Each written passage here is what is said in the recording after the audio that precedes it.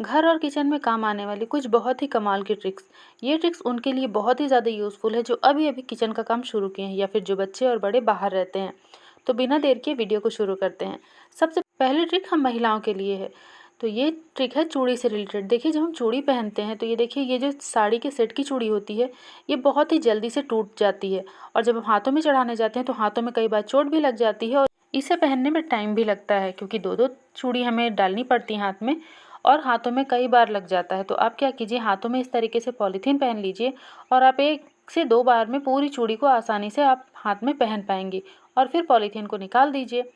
और ये देखिए, बहुत ही आसानी से आप पहन लेंगे। अगर चूड़ी की साइज़ छोटी भी है ना तो भी आसानी से ये हाथ में चढ़ जाएगी। इस तरीके से जब आपको निकालना हो तो आप जो है इस तरीके से पन्नी को चूड़ी के अंदर से डालिए और खींच लीजिए, और उसके बाद पन्नी को पलट के एक बार में ही सारी चूड़ी निकाल देंगे। इससे ना तो आपके हाथ में कहीं चोट लगेगी, ना ही आपकी कलाई में चोट लगेगी, क्योंकि एक भी चूड़ी ना टूटेगी ना ही ख़राब होगी। ये देखिए, बहुत आसानी से चूड़ी हमने पहनी भी और निकाल कर भी दिखा दी। उम्मीद करती हूँ ट्रिक आपको पसंद आई होगी। अब यहाँ पर चावल तो अगली हम ट्रिक है चावल से रिलेटेड। चावल हमारे किचन में रोज़ ही बनता है, लेकिन अगर आप इस छोटी सी ट्रिक को अपनाते हैं तो आपका चावल काफ़ी ज़्यादा टेस्टी और हेल्दी भी होगा। ये छोटा सा दालचीनी का टुकड़ा है। एक बार आप इस तरीके से जब भी चावल आपको बनाना हो और आपको थोड़ा सा डिफरेंट इसका टेस्ट चाहिए, तो आप चावल के अंदर एक छोटा सा दालचीनी का टुकड़ा डाल दीजिए, और हल्का सा पानी जब गर्म हो जाए तो इसे मिक्स करके आप कुकर की लिड को लगा के चावल को नॉर्मल जैसे बनाते हैं वैसे बना लीजिए। चावल का टेस्ट इतना ज़्यादा बढ़िया आएगा कि आप रोज़ इसे डालना पसंद करेंगे। चलिए बढ़ते हैं अगली ट्रिक की तरफ। तो ये ट्रिक हमारा चॉपर से रिलेटेड है। चॉपर हम सबके किचन में होता है और इसके बिना तो काम ही नहीं होता, लेकिन इसकी जो डोरी होती है वो बहुत जल्दी से टूट जाती है, या फिर कई बार ये फंसने लगती है, अच्छे से काम नहीं करती है। तो कुछ करना नहीं है आपको, आपके घर में ही इसका सलूशन है, वो है वैसलीन। तो क्या करना है, वैसलीन को थोड़ा सा हाथ में निकाल लेना है, और इस तरीके से देखिए, बहुत ही थोड़ी सी वैसलीन का यहाँ पर हमें यूज़ लेना है, और इस तरीके से डोरी को पूरा का पूरा खींच लेना है। यहाँ पर डोरी को हमें पूरा खींच करके इस वैसलीन को लगा देना। तो ये चॉपर की डोरी बिगड़ चुकी थी, मतलब ख़राब हो गई थी, तो ये डोरी मैंने वापस से लगाई है। तो इस तरीके से जब आप इसमें वैसलीन लगा देंगे तो ये डोरी बहुत अच्छा काम करेगी, और साथ ही साथ पानी पड़ने की वजह से जो ख़राब हो जाती थी वो ख़राब भी नहीं हुई, मतलब वाटर प्रूफ हो गई। अब देखते हैं अगली ट्रिक। तो देखिए, पीला सिंदूर हम सभी को लगाना बहुत ज़्यादा पसंद है, और पूजा पाठ में तो अक्सर करके हम लेडीज इसे लगाते हैं।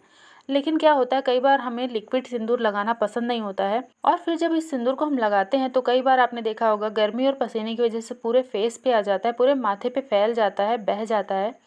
तो आप क्या कीजिए, जब भी आपको ये सिंदूर लगाना हो तो आप क्या कीजिए, मांग के ऊपर पहले थोड़ा सा वैसलीन लगा लीजिए, जैसे मैंने लगाया, बहुत ही थोड़ा सा लगाना है, और ये आपको आपके बालों को बिल्कुल भी नुकसान नहीं करेगा।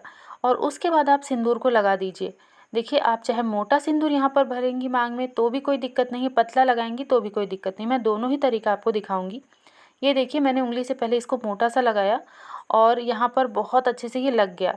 और यहाँ पर देखिए, मैं आपको पतला सा भी लगा कर दिखाती हूँ। आप किसी भी स्टिक वगैरह से हल्का सा आप लीजिए, और वैसलीन जहाँ लगा है वहाँ पर आप, ये मैं लगा कर आपको दिखा रही हूँ। तो चाहे पतला लगाइए चाहे मोटा लगाइए, ये बिल्कुल नहीं फैलेगा। ये देखिए, उंगली मेरी बिल्कुल क्लीन थी, बिल्कुल भी उंगली में चिपक के नहीं आया, मतलब साड़ी में भी नहीं लगेगा। और ये मैं पानी डाल रही हूँ तो ये बिल्कुल वाटर प्रूफ हो गया, बिल्कुल भी नहीं बह रहा है, मतलब बिल्कुल झंझट नहीं, बहुत ही आराम से आप इसे यूज़ कर सकते हैं। अब यहाँ पे देखिए, प्लास्टिक की मैंने 2 शीट ली है और इसको मैंने गोल काट लिया है, मतलब ये जो सब्ज़ी की पॉलीथीन होती है ना, इसी को इस तरीके से आप इसे चॉपर के ढक्कन के ऊपर लगाइए। और फिर जब आप प्याज वगैरह चॉप करते हैं, टमाटर वगैरह, तो हम चॉप करने के बाद इसके ढक्कन को धुलते हैं, जिससे होता क्या है, बार बार पानी जाता है और जो है टाइम भी हमारा जाता है इसको धुलने में, और साथ ही साथ पानी जब डोरी के मतलब कि ढक्कन के अंदर जाता है तो इसकी डोरी भी ख़राब हो जाती है। तो आप क्या कीजिए, इस तरीके से पॉलीथीन लगाइए, और यूज़ करने के बाद पॉलीथीन को निकाल कर फेंक दीजिए, ढक्कन बिल्कुल क्लीन रहेगा। अब यहाँ पे एक बहुत ही कमाल की ट्रिक उनके लिए बता रही हूँ जो बच्चे बाहर रह के पढ़ाई करते हैं, या फिर वो लोग जिन्हें आटा बिल्कुल ही गूंदना नहीं आता है, उनके लिए बहुत ही कमाल की ट्रिक है। सबसे पहले मेज़रमेंट के लिए कोई कप या कटोरी सेट कीजिए, उसी से आप 1 कटोरी भर करके आटा लीजिए और उसे चॉपर में डाल दीजिए, और उसके बाद उसी कटोरी से आधा कटोरी, मतलब 1 कटोरी अगर आटा लिया तो आधा कटोरी आपको पानी लेना है और पूरा का पूरा डाल देना है। यहाँ पर देखिए, सेम मैंने वही काम किया है, 1 कटोरी आटा और आधा कटोरी पानी को मैंने चॉपर में डाला है। और यहाँ पर देखिए, मैं आपको ये डेमो भी दे रही हूँ पन्नी वाला। तो यहाँ पे पन्नी को मैंने ढक्कन पे लगाया और चॉपर को धीरे धीरे पहले स्टार्टिंग में चलाना है, क्योंकि पानी हमने इकट्ठे डाला है ना, इसलिए। और धीरे धीरे जब आप चलाएंगे तो आप देखेंगे कि पहले हल्का चलेगा, फिर बाद में जैसे जैसे आटा गूंथता जाता है ये थोड़ा सा सख्त होता जाता है, मतलब चलाने में थोड़ी सी ताकत लगने लगती है। सिर्फ 1 मिनट के अंदर अंदर 1 से 2 व्यक्तियों के लिए आप आटा आराम से इसमें गूंथ सकती हैं। ये देखिए, पन्नी को निकाल के फेंक दीजिए, और ये पन्नी का होल थोड़ा सा बड़ा हो गया था तो आप थोड़ा छोटा ही काटिएगा। यहाँ पर इसे मैं क्लीन कर देती हूँ और साइड में रख देती हूँ। और ये देखिए, आटा बिल्कुल अच्छे तरीके से तैयार हो गया बिना हाथ लगाए, और बहुत ही परफेक्ट आटा गूंधा। इसकी आप रोटी, पूड़ी, पराठे चाहे जो बनाइए। अब यहाँ पे देख लेते हैं अगली ट्रिक। तो ये जो ट्रिक है ये है भरवा पराठे से रिलेटेड। देखिए, भरवा पराठा बहुत लोग नहीं बेल पाते हैं, उन्हें बेलने में बहुत ज़्यादा झंझट होती है, कई बार चिपक जाता है, फट जाता है। तो आज मैं आपको 2 बहुत ही कमाल के तरीके बताऊंगी, जिससे कि आपको बेलन चलाने की ज़रूरत ही नहीं है, और आपका एक भी पराठा फटेगा भी नहीं और चिपकेगा भी नहीं। इस तरीके से पहले आप इसको भर लीजिए और थोड़ा सा सूखा आटा लगा के इसे प्रेस कर लीजिए, जैसे मैंने किया है। अब इसको आप चकले पे रखिए और एक थाली लीजिए, थोड़ी हैवी थाली लीजिए, और इसको इसके ऊपर रख दीजिए।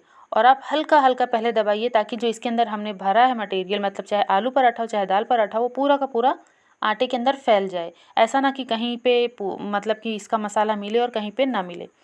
और फिर आप इसको बीच में उठा के एक बार चेक कर लीजिए।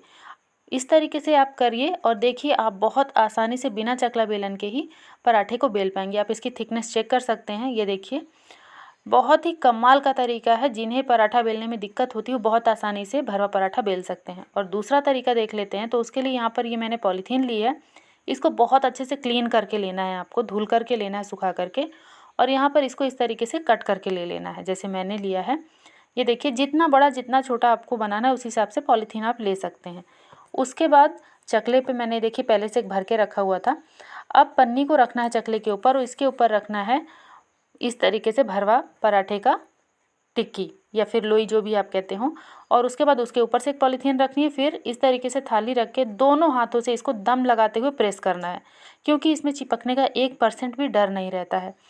ये देखिए, अब मैं पन्नी को हटा रही हूँ, और बहुत ही आसान तरीके से, ना ये कहीं फटा है, ना ही टेढ़ा मेढ़ा हुआ है, और ना ही ऐसा है कि कहीं मोटा कहीं पतला, कहीं इसका मसाला होगा कहीं नहीं होगा, ऐसी कोई प्रॉब्लम नहीं आएगी। तो ये उनके लिए बहुत ही कमाल की है, जो कि बहुत ही ज़्यादा परेशान हो जाते हैं भरवा पराठा बेलने के लिए। तो ये देखिए, ये बहुत ही अच्छे से फूलता भी है, बहुत ही बढ़िया बनता भी है। उम्मीद है पसंद आया होगा।